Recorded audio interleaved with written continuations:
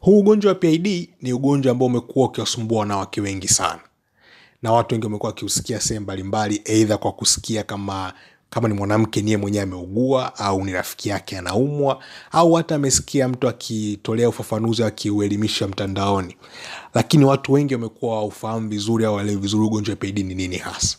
Hasa kwenye hii video nitaenda kuelezea kwa urahisi kabisa huu ugonjwa wa PID ukoje, sababu zake ni zipi, na mwisho nitakuelezea kuhusu dalili ambazo mwanamke akiziona basi anaweza kujua au kahisi kwamba ana ugonjwa wa PID. PID ambacho ni kifupi cha pelvic inflammatory disease ni ugonjwa ambao unaathiri mfumo wa uzazi wa mwanamke. Huu ugonjwa unaweza kuathiri sehemu mbalimbali za mfumo wa uzazi wa mwanamke kama vile mirija ya uzazi, uterus au tumbo la uzazi, shingo ya kizazi na kadhalika. Hasa kwa sababu ugonjwa unaathiri sehemu mbalimbali za mfumo wa uzazi wa mwanamke, huu ugonjwa ni mbaya sana. Kwa sababu huu ugonjwa usipopata tiba, usipotibiwa mapema na ukikaa muda mrefu, unaweza kumpelekea mwanamke akapoteza uwezo wake kabisa wa kuzaa. Kwa hiyo ugonjwa sio ugonjwa mdogo na ni ugonjwa mbaya. Na ni vizuri mwanamke akaufahamu ili kama akiona dalili zake aweze kupata matibabu mapema, usije ukampelekea hali ya kushindwa kuzaa kabisa. Sasa mtu anaweza kujiuliza, huu ugonjwa wa PID huwa unasababishwa na nini? Huu ugonjwa wa PID huwa unasababishwa na bakteria. Na kuna aina nyingi za bakteria ambazo zinaweza kupelekea mwanamke akapata ugonjwa wa PID. Lakini kwa asilimia kubwa kabisa huu ugonjwa wa PID unasababishwa na bakteria ambao wanasababisha magonjwa ya zinaa, hasa kisonono au unajulikana kwa jina nyingine kama gonorrhea, lakini pia chlamydia. Na mwanamke anaweza kupata haya maambukizi ya bakteria kwa njia mbalimbali, lakini kwa asilimia kubwa au kwa kiasi kubwa wanawake wengi wapata maambukizi ya bakteria kwa njia ya ngono. Na kuna vitu mbalimbali ambavyo huwa vinaongeza uwezekano au risk ya mwanamke kupata PID. Vitu hivyo ni kama vifuatavyo. Kitu cha kwanza kabisa ni mwanamke kuwa na wapenzi wengi au kufanya tendo la ndoa na wanaume wengi.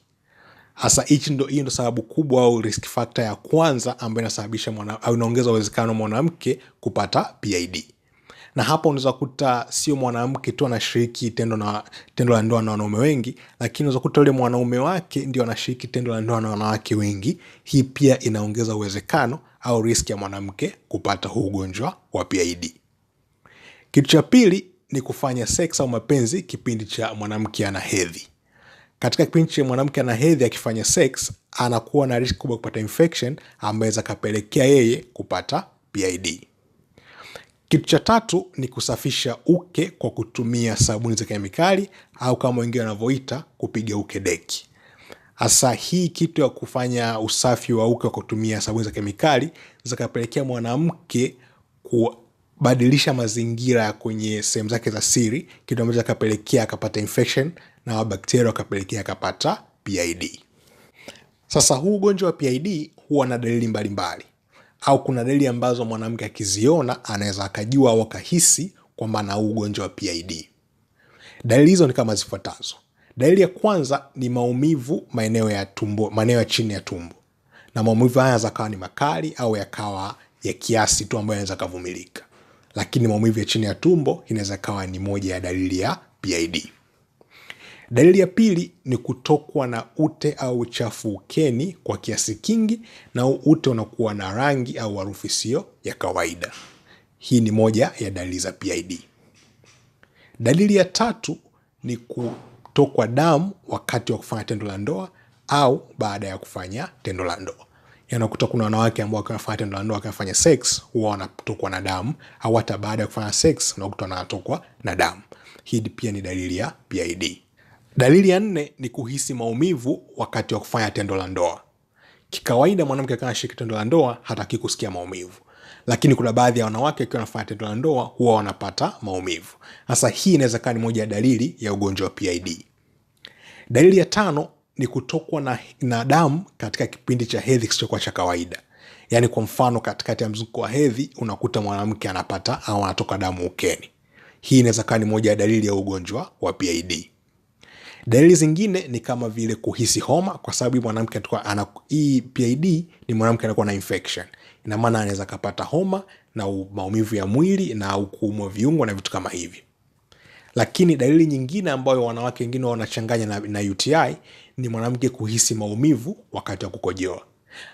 Pia mwanamke akiwa na PID anaweza kahisi maumivu wakati anakojoa, na hii pia ni moja ya dalili ambayo ikaashiria kwa mwanamke ana PID.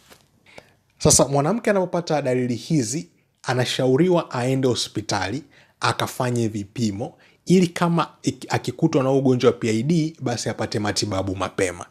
Na sio lazima aone dalili zote hizi, anaweza kaona moja tu ya dalili au baadhi tu ya dalili.